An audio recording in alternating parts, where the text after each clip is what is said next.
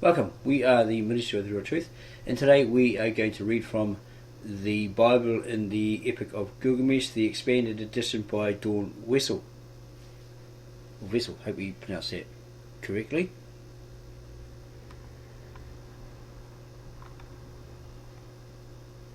Table of contents, from introduction to chapter 16, the epilogue. In the beginning, dragon scales, fire and brimstone, molten belly, pitch and slime, the gods' playground, cast down, matter deific mortals climb, vermiform, dead refuse, netherworld fog, born again and reprobate, satiate, the incubus of the Firethan's tale. The Firethan was a mythical great sea monster, and in the book of Genesis it does mention a Leviathan being created. Introduction. George Smith, who happened to be an assistant to Henry Layard and Rassam, who discovered the long buried Ashurbanipal library in Nineveh. They uncovered it, and then they found all these cuneiform clay tablets. So they shipped about 50,000 off to the British Museum, and he helped them piece together, because some were fragments, etc., these tablets. Some of them were perfectly preserved. He helped them to translate that, all of those, into the nearest English equivalent. So this George Smith, an assistant to the British Museum, 1872, upon translating a clay fragment from ancient Mesopotamia, rushed about the room in a great state of excitement, and to the astonishment of those present, began to undress himself. On the clay tablet, which predated Paleo-Hebrew or Palestinian Hebrew, writings by 1,000 years or more, was the flood story from the Bible's Old Testament. It was a big surprise to all who knew about it, because it meant that the book of Genesis was not prototypical. The very first civilization sprang up in ancient Sumeria, present-day Iraq, or then Iraq, where also the first method of writing was developed by pressing symbols into soft clays, wedges into soft clay. Cuneiform, known as cuneiform. Still outside of Assyriology and other academic camps, the Epic of Gilgamesh, TEOG, is not well known. It took time to decipher the ancient Sumerian tablets, and many were damaged. Assyriologists subsequently filled in missing lines with later Akkadian and Babylonian versions, some of it still being debated to this day. It was a big project and is ongoing, and Miss Wessel would like to acknowledge scholars past and present for their contributions throughout this book, and she lists those. And if she attributed the wrong source to any text, she apologises in advance. The Epic of Gilgamesh is a story of treachery and how the created gods turned against their own children, the giants. It's a tale of woe and retribution, as the demigods are covered in murkiness, so very contrary to their spectral abode. Sinking into the netherworld, give absolute subservience to their new form of existence, unaware and uncaring that they have been deceived by a snake.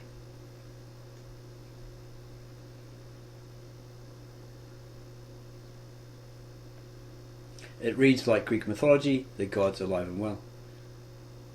The Epic of Gilgamesh fills in missing components in Bible lore or folklore. Bible versions are not equal though. Some time ago, Miss Wessel did comparisons of all English versions and found the King James Version, KJV, to be the most consistent, on which the imitable James Strong's exhaustive concordance of the Bible is based. KJV quotes are differentiated like this example, with these examples to follow.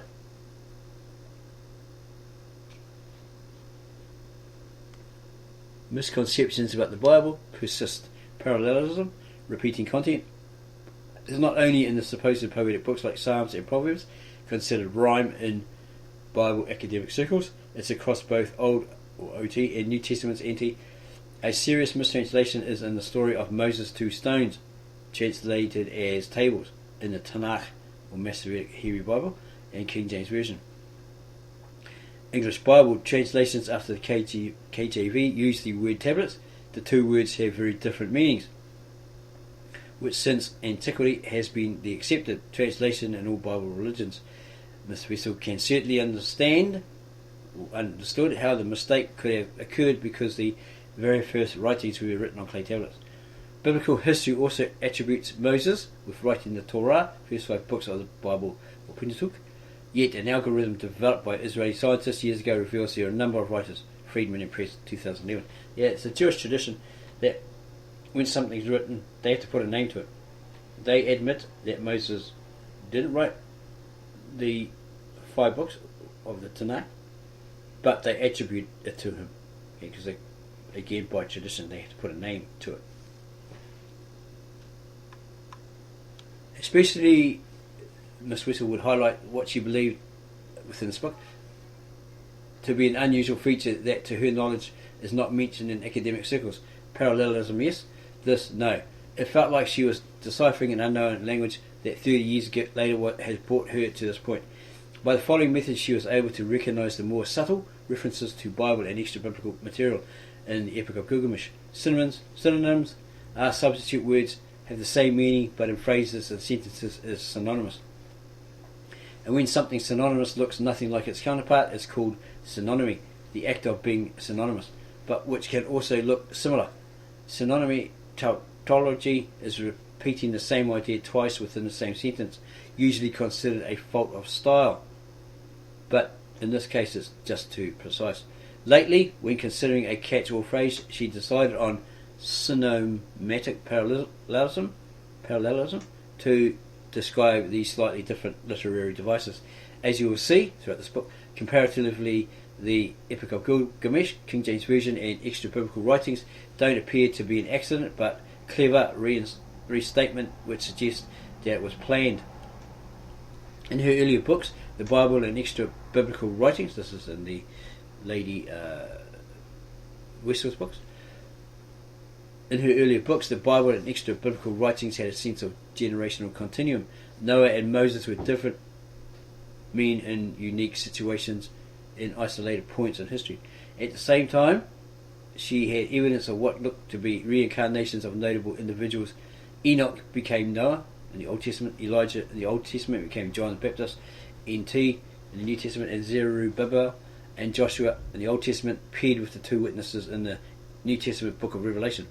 In hindsight, she should have caught the implied meaning, but which did not become obvious to her until she read Teog, or the Epic of Gilgamesh, in early 2022. In it, the illusion of chronology crumbles. What appears as different people and timelines in the Bible now looks to be variations of the same story. She wrote the Bible in the Epic of Gilgamesh 2023 as a preamble to the synonymatic parallelism for academics well versed in the TOG and Bible. With this rewrite, expanded edition of the same title but a different cover image, she hoped to clear up any ambiguity. Some of what she presents in this book is not new to academia, but she believes there are a few surprises. Her prior books had hinted at some of the stranger fringe ideas, but at no time prior to reading the Teog did she think that the Bible was not legitimate in itself due to the synonymatic aspect. No one was more astonished than her when her studies took this strange turn with Teog. Based on that cumulative result, one somewhat surprise is how Ut-Nam-Pishtim's or Noah's watery cataclysm resembles a quantum matrix and Acharonian separation from the archetypal and comely waters of light.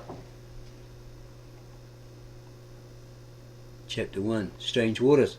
Biblical scholar Professor Ellen Van Volder unavoidably generated controversy in Bible circles when she said God is not the creator, it's well founded rather than God created, Genesis 1:1. The correct translation is God separated, whereas created means to make something new, separated is more like a partition. In the beginning God separated the heaven and the earth. Well, actually in the original ancient Tab Ashrit, Brita, it actually says, in the beginning the Son of God created the heavens and the earth. Difference in manuscripts and translations, we guess. The Hebrew Bible Tanakh reads, when God began to create, still the same translation rule would apply. When God began to separate, the more explicit term separated in the King James Version suggests a one-time event, while the Tanakh began to conveys a progression of events. And there's a footnote indication here, there. And it states, the meaning of the verb, in the Hebrew, is the subject of fierce discussions. Conventionally, it has been rendered by biblicists and Hebraists as to create, but this traditional interpretation fails to explain adequately numerous linguistic and conceptual aspects of the verb's usage. Historical solution of these problems are discussed. The alternative hypothesis defended within this book is that the verb, or defended here, is that the verb in the Hebrew, kal, designates two separate, and there's a link to that there. The burden of proof, however, rests on the very writings from which the others developed. At first look, the idea of a separation of realms appears obscure in much of the Epic of Gilgamesh, but in addition to the tablets are 6 analog Sumerian poems, 2 of which are not at all vague. Gilgamesh and Hawawa B analog, lines 8 and 9, when heaven had been separated from earth, when earth had been parted from heaven. Gilgamesh Enkidu in Netherworld, lines 51 to 52, when the god An had carried off the heavens for himself, and the god Enlil had carried off the earth for himself. According to this, at one time heaven and earth were part and parcel, now being altered by the gods. Prior to that time, the champion of the Teog, the Epic of Gilgamesh, Gilgamesh the demigod, 2/3 god and 1/3 human, is happily residing in the region of the gods. Because he's part god, he can also inhabit that space. He goes on a quest with his friend Enkidu to find and kill the god Humbaba. He's like this guardian of this forest. And according to the narrative, that's when the separation occurred. Their ensuing battle cleaving the waters. Tablet 5, lines 52 to 53. At the hills the earth split apart, as they circled the ranges of Lebanon were sundered. Tablet 4, line 175. As it bellowed, it split the earth. It must be Humbaba, maybe. Synonyms and synonymous. Separated, parted from, sundered, split apart, split the earth.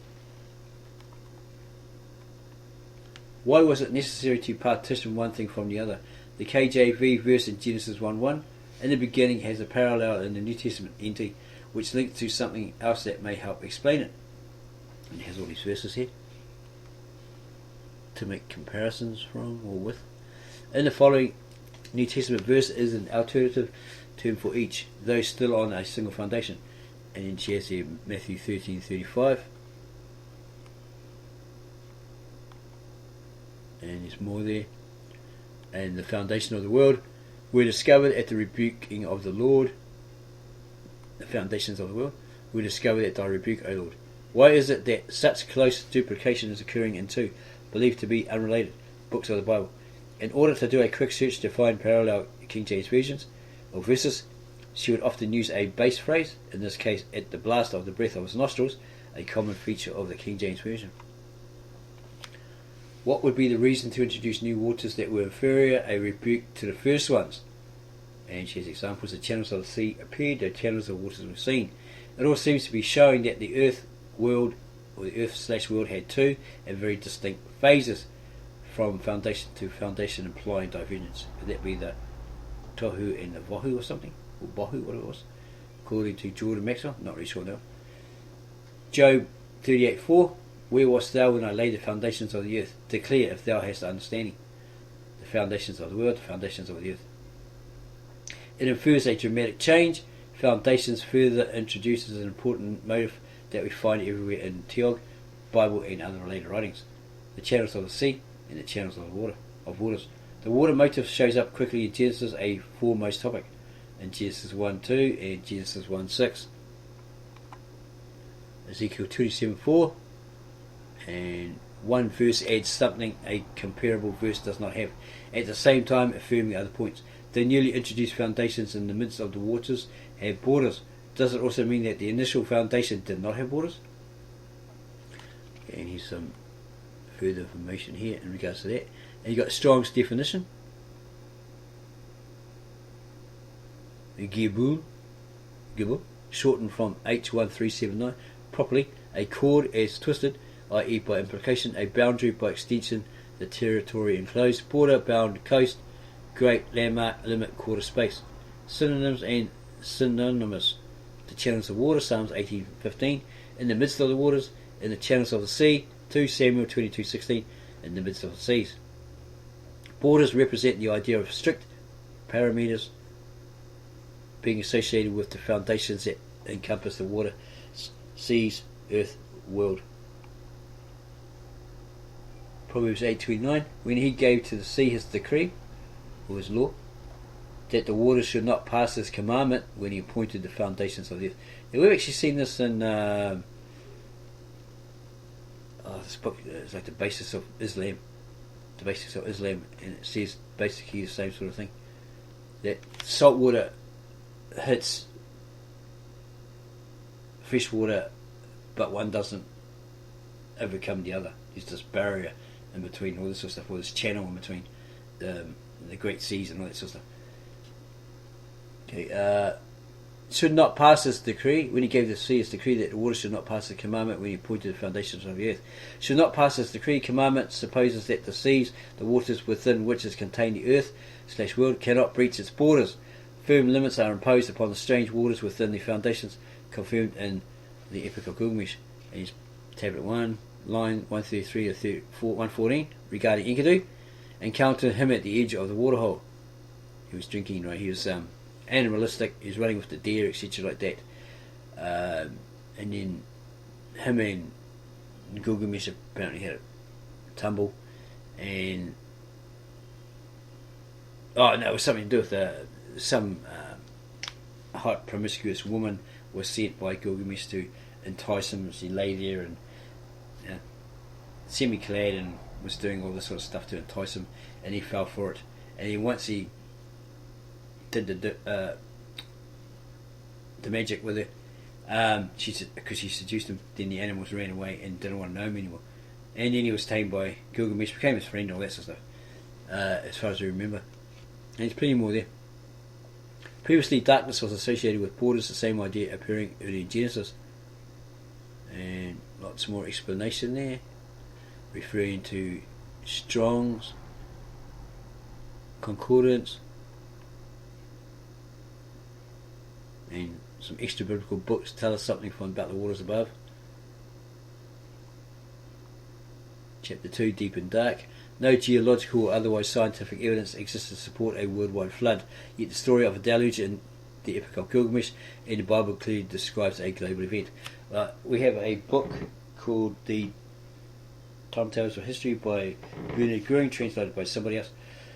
Actually, 3 people tried to translate it and they passed on, but somebody eventually translated it. On page 3 it says there were floods in the Mesopotamian region. The translator Victor Alexander, remember, of the Old Testament Tower of Asheret, Lishana Tika Sapray, etc., and the New Testament Galilean Aramaic, we believe made a statement that of the same inclination, that there's just these massive floods in the Mesopotamian region, right? Euphrates overflowed, etc. And then you had the one in Egypt where the Nile overflowed to a great extent at times, and a legend called Nut created a boat and put the animals and his people on there and saved them. Pretty similar. No geological or otherwise scientific evidence exists to support a worldwide flood, yet the story of a deluge in the Epic of Gilgamesh and the Bible clearly describes a global event. Yeah, I'm not too sure on that one. Okay, Genesis 7:19, and the waters prevailed exceedingly upon the earth, and all the high hills that were under the whole heaven were covered. You don't understand, this is an Eastern mindset. Okay, it's probably a lot of idioms in expressing it, trying to put it across, but they have this Eastern mindset. So when they say all this sort of stuff, it may just mean that particular area that they knew of. Right? They had no idea of the South Pacific, the Pacific Ocean, the Indian Ocean, all that sort of stuff. Right? Their knowledge was very limited. So when they say, the whole earth, they probably meant that they were familiar with. It's like history, Roman history, etc. They only conquered so much Right, they went so far. They didn't go down to Malaysia or Indonesia or Australia and conquer that, right? There's only certain areas that we know of that they invaded, they conquered, and then wrote down, you know. Okay, the Epic of Gilgamesh presents a very different scenario. The warring gods and demigods unleashed a weapon of mass destruction. Okay, unlike the one in Iraq, what's his name? Saddam Hussein was supposedly had, which wasn't there. Nothing like that. No nuclear weapons or anything like that. The Epic of Gilgamesh presents a very different scenario. The warring gods and demigods unleashed a weapon of mass destruction. Tablet 5, line 46 to 48. Will you take another hour to blow the bellows, an hour more to let it cool, to launch the flood weapon? Gilgamesh and Enkidu were fighting Humbaba, who was very angry. Tablet 1, was that 15? Line 204. Humbaba was roaring like thunder. The gods apparently, not too sure if it was Anu or Enlil or somebody, didn't like the idea that they finally slaughtered this Humbaba, this guardian of the forest, was it cedar forest or something like that. So he said, who the hell did that? Whoever did it's going to die. And then eventually Enkidu, because he was the one that was like braver than Gilgamesh, he said, no, come on, man, we'll continue and kill this thing. But Gilgamesh was like pretty reserved. No, I think we should leave, you know, all this sort of stuff. He said, no, come on, man, let's unite together and kill this thing. So they did. So the guys got all upset because they'd killed their guardian pet. Okay. Yeah, he's pretty angry because he was a forest god and all this sort of stuff. Guardian.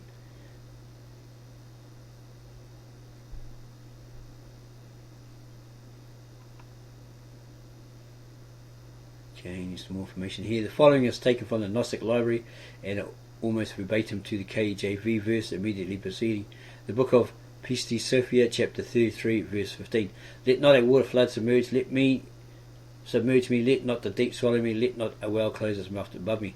How is it that two very different writings from seemingly unrelated books and people are so alike? And more surprisingly, so much like Jonah's story in the Bible where he was swallowed by a whale. Jonah 2:3. Coincidence? They're pretty similar. Okay, maybe the Gnostics copied it from the Jews, the Israelites, etc. Okay, and they had their wacky ideas apparently, so they weren't accepted into the. They were invited into the temple, but then the Jews says, no, you don't believe in this, you don't believe in that, so out you go. We don't want you in our temple. That sort of thing, according to our personal research in history, finding these things in history. Okay, needs more information. It says here, Jonah is cast into hell, the belly of the whale. Well, being in darkness and all that sort of stuff here would be like a hell, but it's not hell in that sense, right? These all relate to properties of what appears to be H2O, waters, the deep, seas, floods, billows, waves. Unexpected is that the same words show up in the Psalms, Book of Psalms, Psalms 93:3. The floods have lifted up, O Lord, the floods have lifted up their voice, the floods lifted up their waves, and so forth.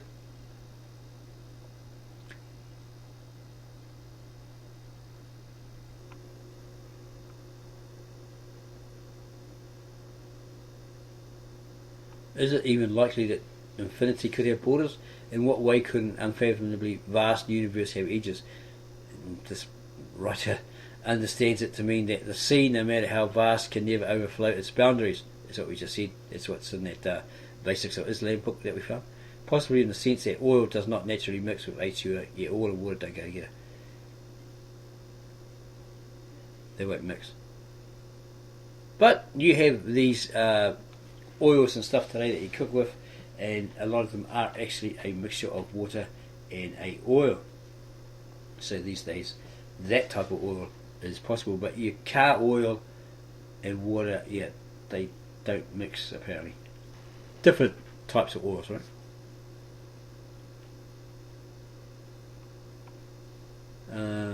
Chapter 3 on the far side. Was it Albert Einstein who wondered why mathematics, physics was so successful at explaining the universe? Some people think it's evidence of design by a benevolent God, but you would think it would be more friendly if it were that so. If that was so. Instead, evolution favours the fittest, and space is very cold and remote.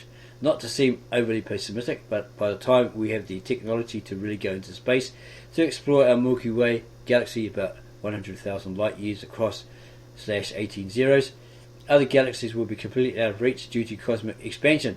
Moreover, the composition of the waters under the firmament has been shown to be nothing like the initial foundations. And here is these verses that indicate that, apparently.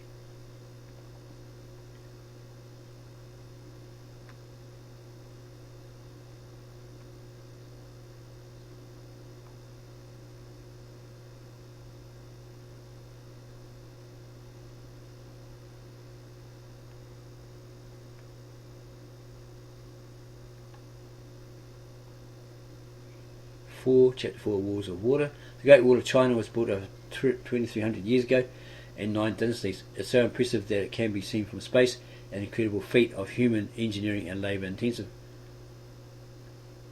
Teog Tablet 1, line 11. He built the walls of ramparted Uruk. See its upper wall, whose face gleams like copper. Probably Lebanese copper, not really sure on that one.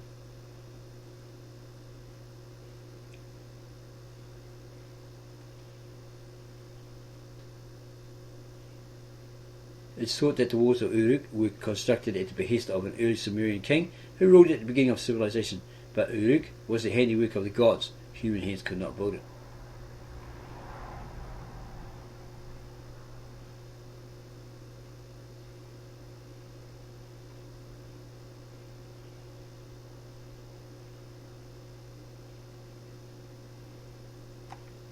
The walls of Uruk are a cloud touching the earth. The earth is influenced in some way by it. Nevertheless, it was not on the earth. Rather, Uruk was in the realm of the gods, within the initial waters before the split. If there's a throne, we can assume that it's for someone special. Okay, is there a...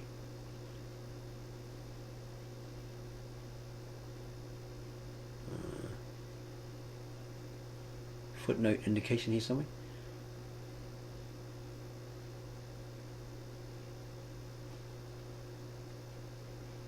Something. 7. But strange as it may seem, the city of Jerusalem as it existed in the time of Christ was also reckoned to be the city of 7 hills.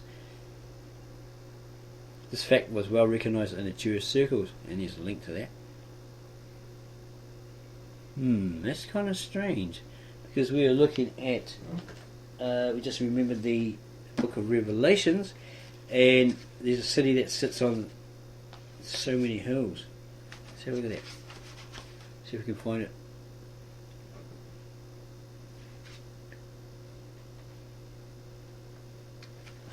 There's our eyepiece, so I can see it properly. I can't remember exactly where that verse is, but maybe it's 13.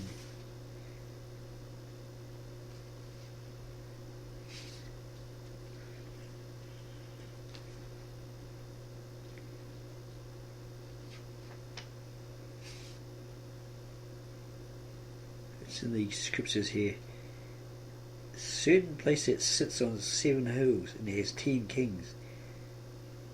Pretty sure that was that one.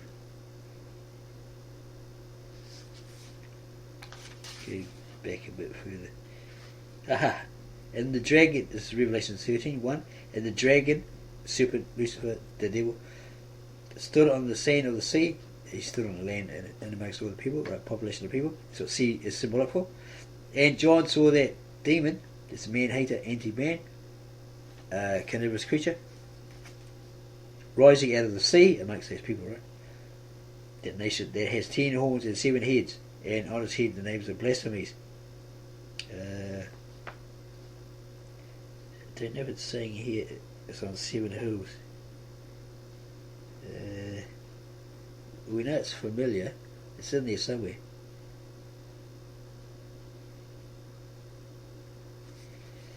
I'm not too sure. We're pretty sure it's in there somewhere. Just can't remember where it is at the moment. We'll keep looking forward. Because it was a place of filthy spirits. So I'm pretty sure that's what it was.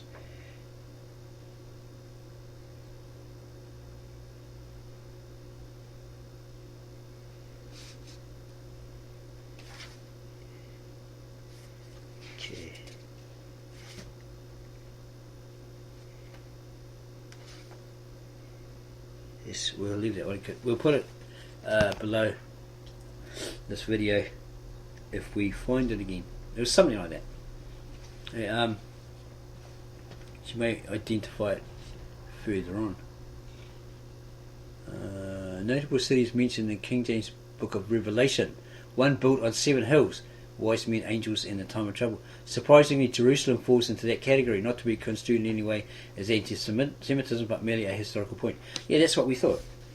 That's the verse we were looking for. Though she hasn't put it. Oh yeah, Revelations 18:10. Revelations 18 something. Surprisingly, Jerusalem falls into that category. So we'll have a look at that, Revelations 18, because that could be the city that gets destroyed in a future Armageddon. Have a look at that verse standing far off. Flee from whom my people says not to be partakers of their sins. 18:10, roughly.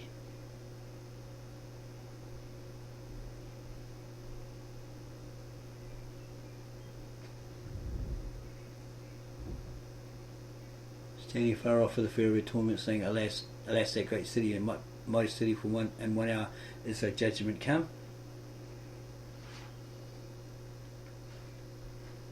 18:18. And cried out as they saw the smoke of her fire, this great massive fire, saying, What, in the smoke, what resembles that great city? And they threw dust over their heads, and they shouted as they cried and wailed, saying, Woe, woe, that great city by whom enriched themselves all those who had ships at sea from her preciousness, for in 1 hour she lay in ruins. It's supposed to be a haters of that particular nation. They go there and they destroy her.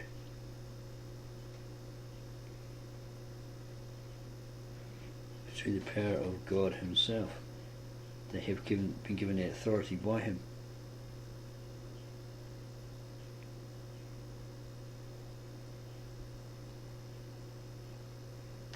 Okay, that might be in Revelation 17.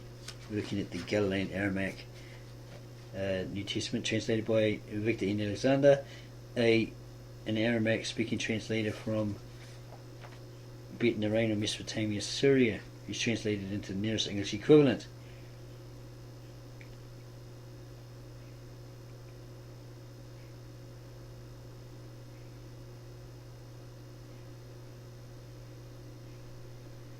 Okay, given this authority by God, by the looks of it, through that demon, that evil serpent, dragon, devil.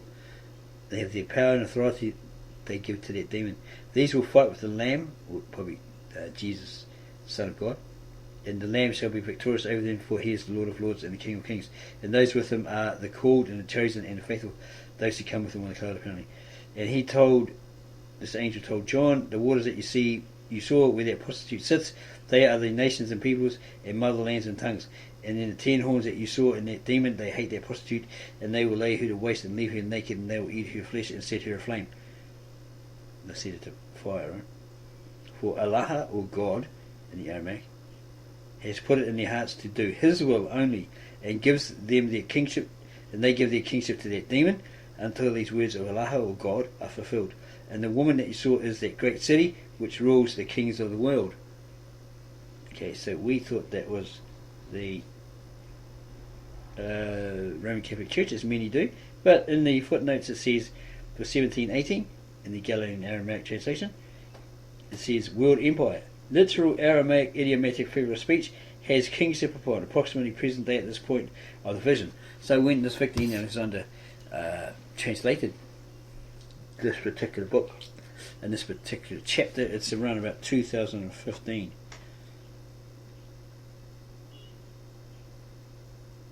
We think he may have done, we can verify this on his down the website, va.com, because it has that copyright date, etc., on there, when it was printed and published, or published and printed, etc. Okay, so that's a revelation for you, a new revelation for you, that people may be teaching the wrong kingdom being destroyed.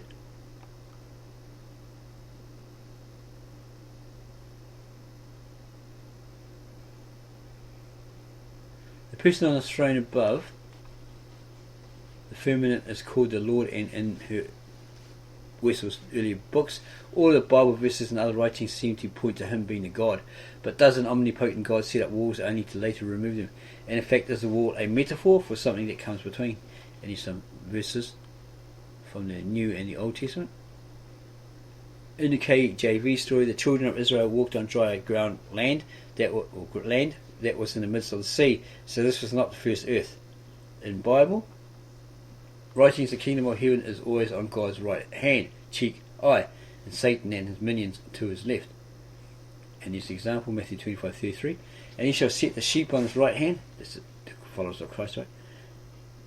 But the goats on the left, those are the devil, the unbelievers, who rejected Christ, etc. When Moses parted or split the sea, the correct orientation of the waters is right, above, and left, under. Moses' story is clearly a variation of the dividing of the waters. The old tablet 1, lines 18 to 20. Go up, pace out the walls of Uruk. Study the foundation, terrace, and examine the brickwork. Is it not its masonry or kiln-fired brick?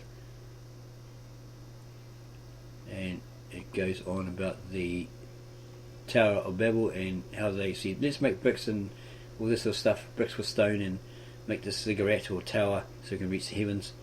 So, just in case you get scattered across the face of the whole earth, right? Get separated and all that sort of stuff.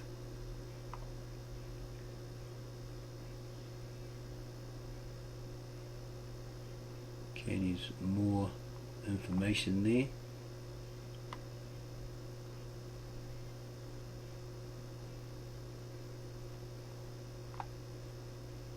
Beauty and the Beast. Enkidu is a striking figure. At times he seems so much like Gilgamesh that the two appear to be the same person.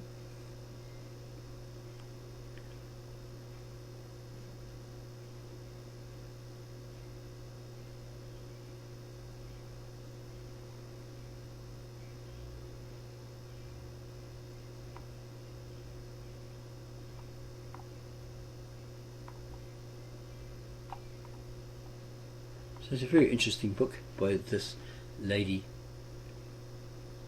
Wessel. Very, very interesting rant on the Epic of Gilgamesh.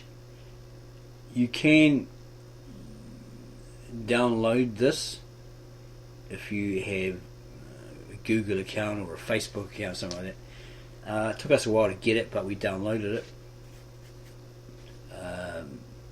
through academia, etc.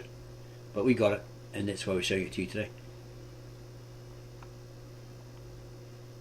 Because her, Wessel and another person were having a bit of a debate on Facebook, and we thought, wow, that sounds like an interesting twist on the old Epic of Gilgamesh, because there is a one out called the new version, and we never knew this one was around, so we thought we'd have a look at this one, download it for free and have a look, so we can better understand what she's saying on Facebook when she's debating with this other person who's doubting her or something like that, whatever that debate argument was.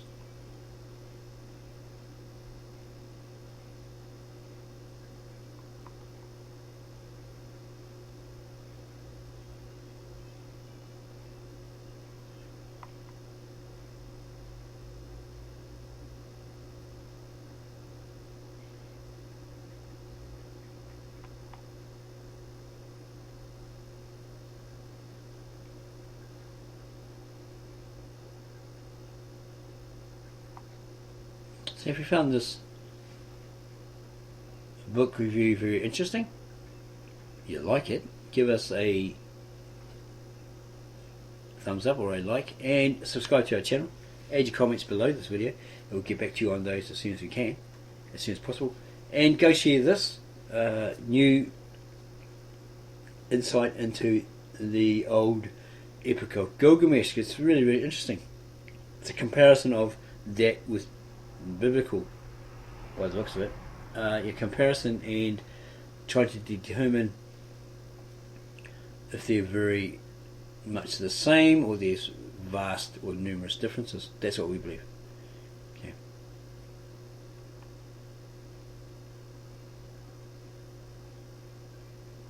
Okay, here it says after Adam and Eve started having hybrid children,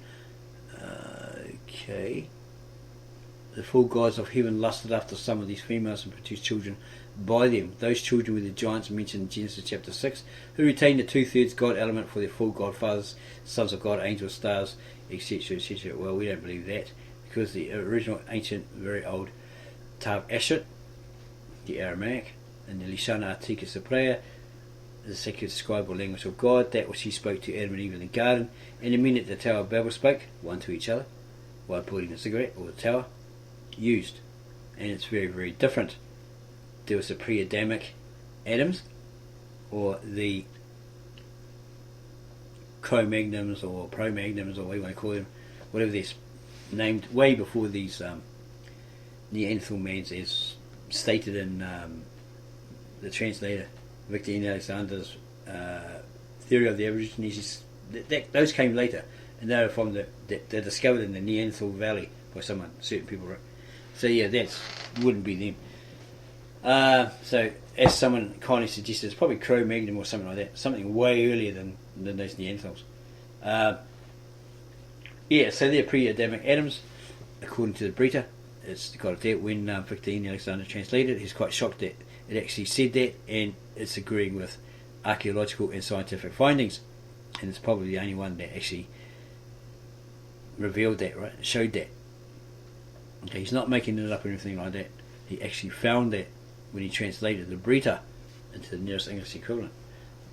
These are the original ancient, very old Tav Ashut, Lishana Artika Saprea, sacred scribal manuscripts, and in that particular language that he received from a high priest, from the Reformed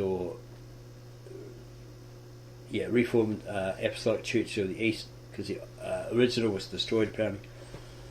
That was founded by either Addai or Thomas, and there was help from supposedly Bartholomew and Peter, and they were persecuted over the centuries, etc., etc.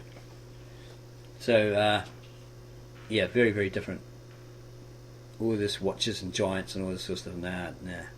These people, these hybrids, because the sons of God, those children of God, those who were called the children of God, from Enosh's line, descendants of Enosh left their rightful place. They turned their back on God because they saw that these women of men, these unrighteous, ungodly men, were hot, right?